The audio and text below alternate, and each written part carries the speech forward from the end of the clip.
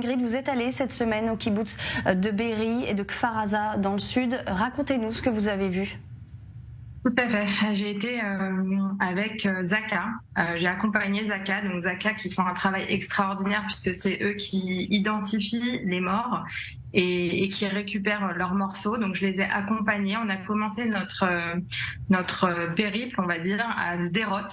Sderot, la ville où tout a commencé, puisque c'est la ville, on s'en rappelle, le samedi matin, on a été réveillés par une alerte et puis on a vu ces terroristes sur je ne sais pas vous dire si c'était un genre de tank, un 4x4. On les a vus rentrer armés dans la ville de Sderot. Donc on a été à l'endroit où ça a commencé. Et puis à partir de là, on a suivi la route pour aller jusqu'à Be'eri.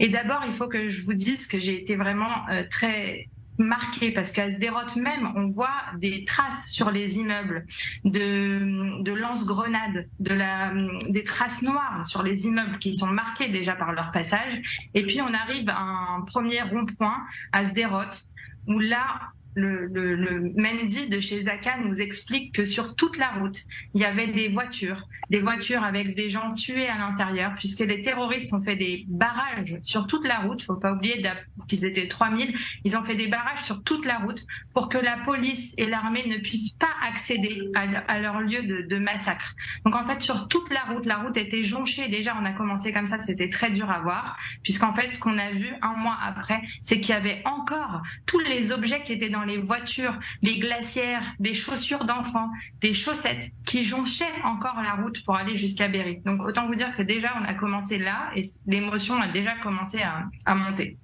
Et ensuite donc vous avez vu ces deux kibbutz? Oui, et on a vu ces deux kibbutz, donc on est arrivé à ces kibbutz. Évidemment, c'est indescriptible, c'est l'horreur absolue parce que d'abord, ce qui m'a marqué, c'est à quel point c'est joli, c'est mignon, à quel point on s'y verrait vivre une vie paisible, une vie heureuse. Les maisons entre elles n'ont aucune barrière. Tout le monde se connaissait. J'imagine à la fois la peine des gens qui étaient, des gens qui ont perdu quelqu'un, non seulement les gens qui ont vécu l'horreur, mais les gens qui ont perdu quelqu'un. C'est comme une famille. On s'en rend bien compte quand on arrive, on voit des belles maisons, c'est joli. Et ce qu'on voit aussi, c'est la destruction, l'envie de détruire, de tout détruire.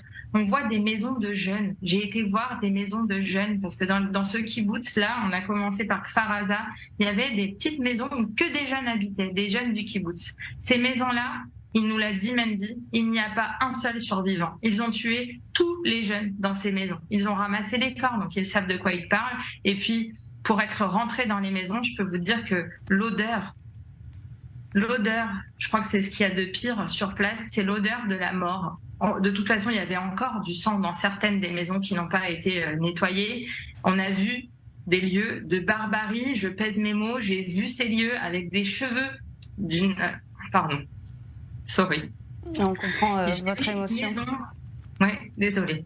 Une maison où il y avait encore le sang de la personne qui a été tuée dans sa douche, des cheveux dans la douche, mais des cheveux à elle, il y en avait dans plusieurs endroits de la maison.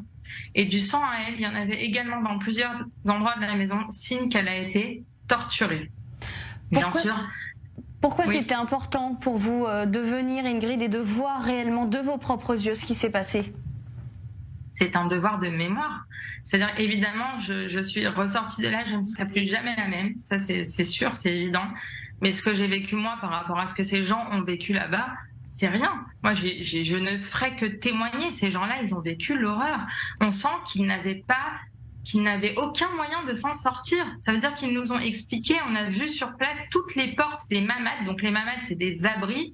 Les gens ont essayé de s'enfermer tous dans leurs mamades, puisque toutes les portes des mamades, dans toutes les maisons dans lesquelles je suis rentrée, toutes les portes des mamades, soit elles avaient des balles, soit elles avaient été forcées, soit elles avaient des grenades qui avaient été lancées dessus, donc elles étaient déformées.